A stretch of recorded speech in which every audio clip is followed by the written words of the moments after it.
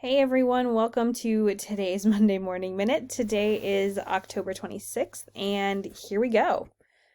For today, I'll keep things brief. We'll first start off with just a recap of last week's readings, then as usual, I'd like to talk about this week's readings, and then we'll talk about critical response number 6, the last critical response that we have.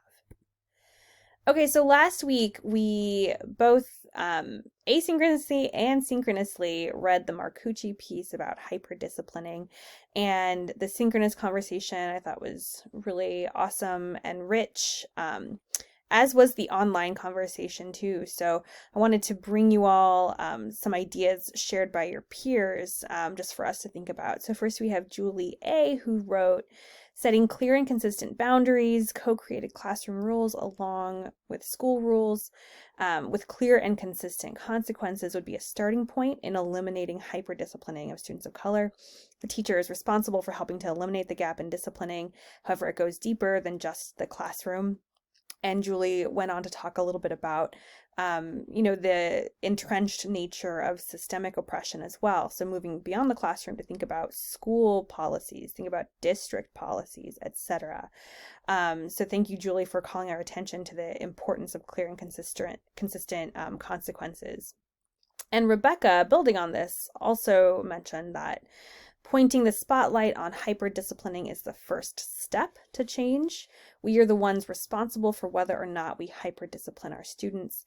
It is not our students' fault when we are unjust in how we react and what steps we take for disciplinary measures. We aren't perfect. Teachers are people too. But we need to hold ourselves to a high standard in this area because we are on the front line of this injustice. And Rebecca, I really appreciate that you are taking on this role, and I think that's actually a really good model for us to follow and to realize that indeed we are on the front lines of this battle against injustice.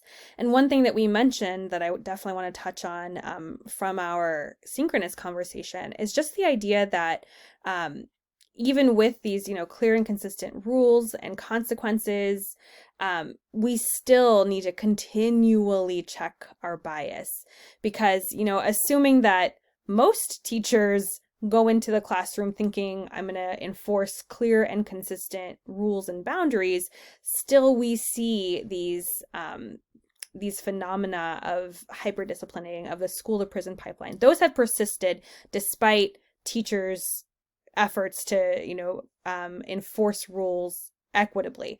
So it goes a little bit deeper than that, and I think that's a big takeaway from our synchronous conversation and something that I definitely want us all to be thinking about. Okay, so this week we have just one reading. It's pretty brief and to the point.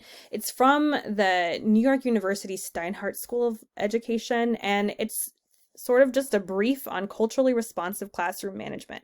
What I like about this piece is that, again, it's very to the point, not too many frills here. I think it's only like 5 or 6 pages long. And they basically just go through 5 different indicators of culturally responsive classroom management. Like, here are the things to do. And they start with recognition of one's own cultural biases, and they explain it, give you some research about it. Moving on to knowledge of students' cultural backgrounds, which we've talked about, but I think it bears repeating. Awareness of broader social, political, economic contexts. That is so important right now, in the throes of this election cycle, I'd say in particular. Ability and willingness to use culturally responsive strategies in class, and then finally a commitment to building caring classroom communities.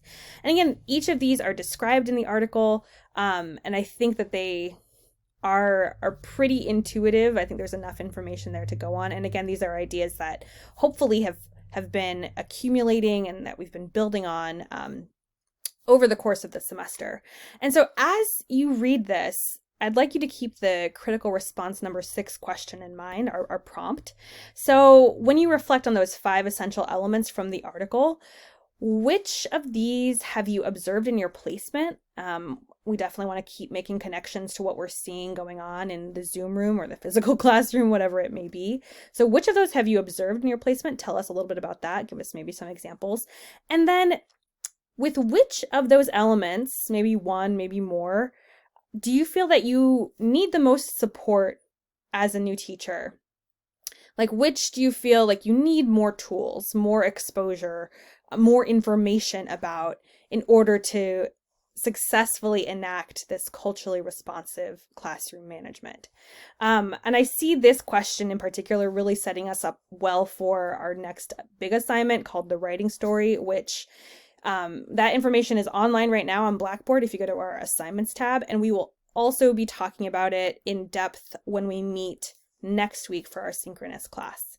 But again, I see this last prompt here as sort of building into this writing story that we're going to be working with.